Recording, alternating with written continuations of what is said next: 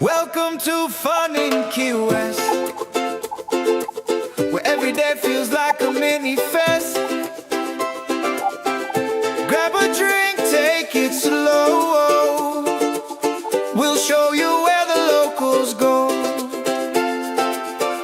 Food, fun, and stories to tell. Hidden gems you know so well. Your Key West experts here to say it's fun in Key West every day.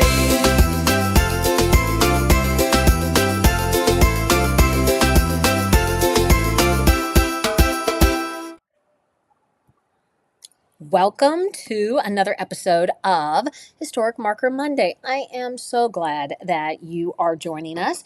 And this is what we do on Mondays.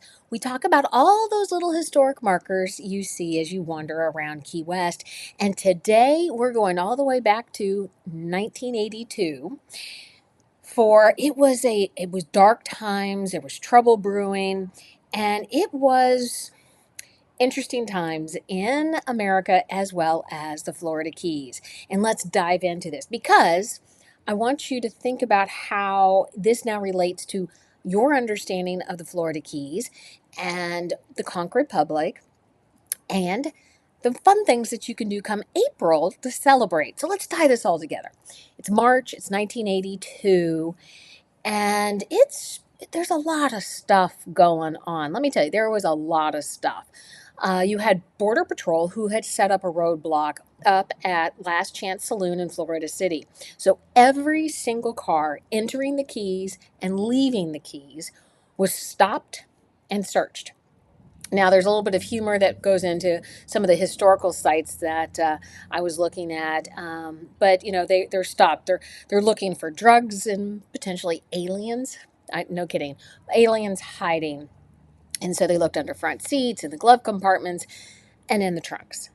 What in reality was really happening was you had a 17-mile traffic jam in and out of the Keys. If you think the traffic on going from Key Largo down to Key West and Key West back up to Key Largo is bad today, it was awful back in March of 1982.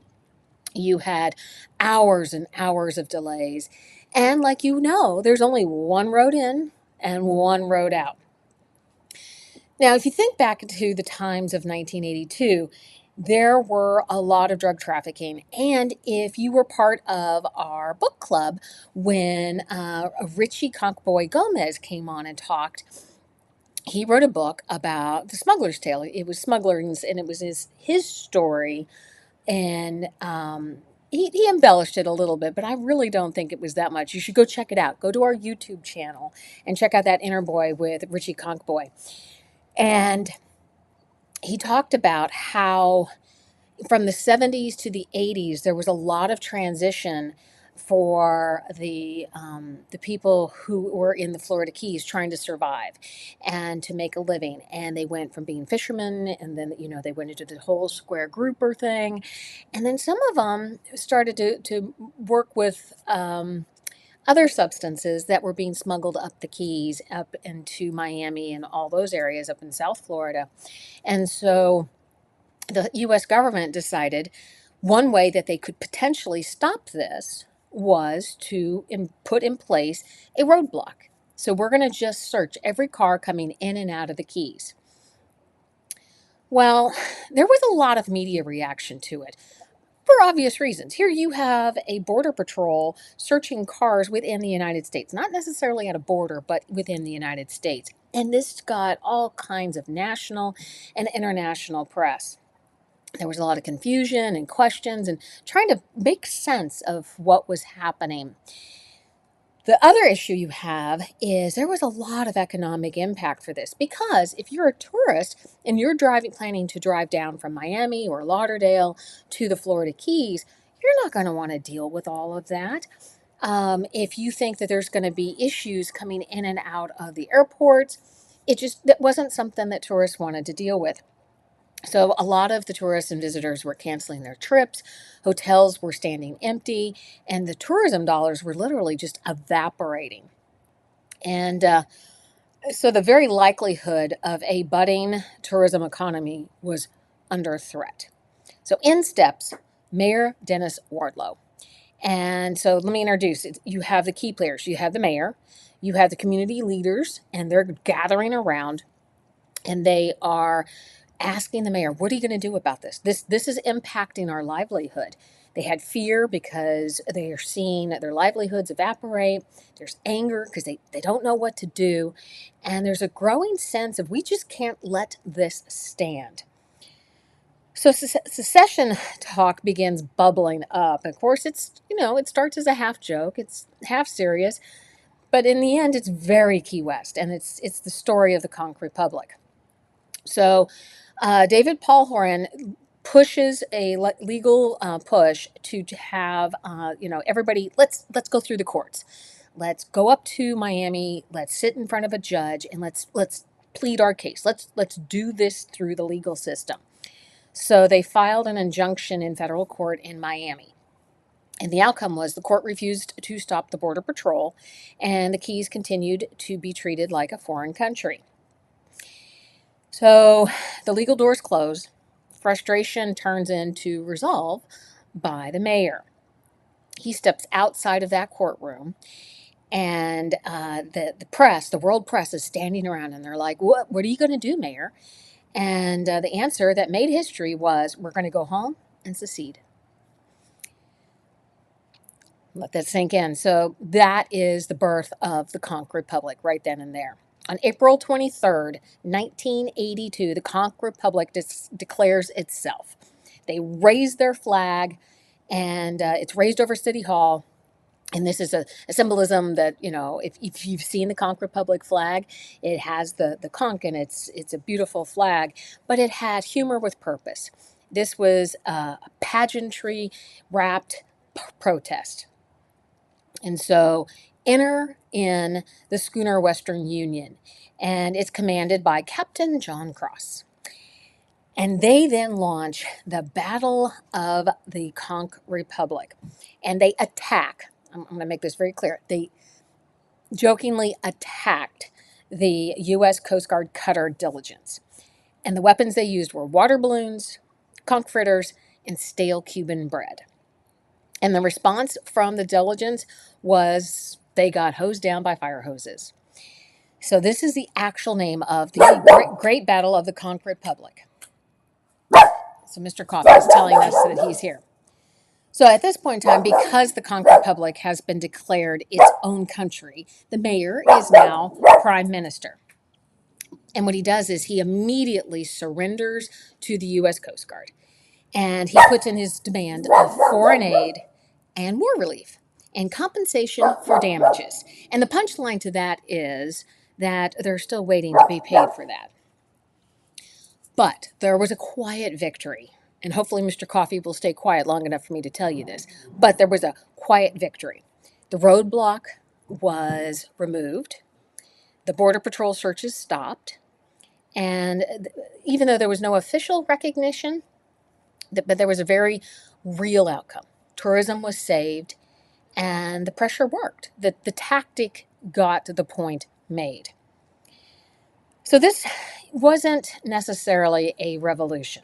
It was, they talk about this on the Conch Republic website, and they talk about this during Conch Republic days. The intent was not to be anti-American. The intent was not to rebel against the United States. Instead, this was their way to protest against governmental outreach and their response of Americans being aliens. And there's a distinction here, and I want to make it very clear that the U.S. Coast Guard was never considered the enemy at all by the Conch Republic. And the Diligence just happened to be, as they talk about it, a target of opportunity. But it was friendly, it was respectful, and they had no intention of doing any harm. Today, I think as you wander through the Conch Republic, you get that feeling. There is, the Conch Republic exists as a sovereign state of mind. You have independence, you have humor, you have community, and you have the creativity to stand up to things that are logically incorrect. And this all ties back to Key West. You have the flags that you have the festivals, you have the pride of Key West, and that unmistakable island attitude. So, if you, as you're walking down Wall Street at 402, you're going to see the historic marker that talks about the Conch Republic and understand the joke and the intent behind the great battle. But what's really neat about all of this is it does launch, and this is the 44th year of it, is the annual Conch Republic Days. And this year for 2026, they start on April the 17th and run through April the 26th. There are over 30 events that happen during that 9-10 day period, multiple parades. And so you have the longest parade, which goes from the Atlantic to the Gulf Coast. But you also have the reenactment of the Battle of the Conch Republic. And several of the tour operators that we work with have an opportunity for you to be out on the water when this happens. So picture this. You sit at Mallory Square and they reenact that attack on the U.S. Coast Guard.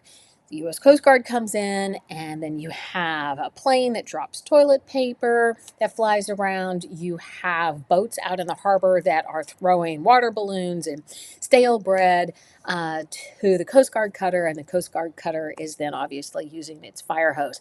It's all in good fun, and afterwards there's great parties that happen, but it's a way to celebrate it. And it goes back to those days of March of 1982 and what the mayor said out on those steps then later on.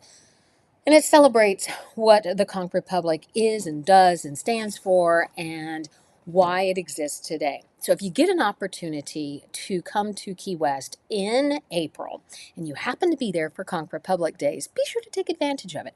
There's arts festivals and there's arts and crafts around. There's all kinds of interesting things that occur. Like I said, several parades. And of course, the conclusion of all the events is that reenactment. You can find out lots more information about the Conch Republic and what to do and what to see and where to eat and where to drink and do all those things if you head over to our website, FunInKeyWest.com. If you head over there, there is those free guides, plus you can sign up for our newsletter and check out our book club. Again, Richie Gomez wrote a book that was one of ours last year in 2025, and he talks about growing up in Key West, and we've got some new ones coming up that are going to be really cool. But be sure to check out a lot of those author interviews over on our YouTube channel. I always like it when you guys stop in and say hi, and thank you so much for joining me. I am Michelle with Fun in Key West. This has been another episode of Historic Marker Monday. You have a wonderful day, and we will talk to you later.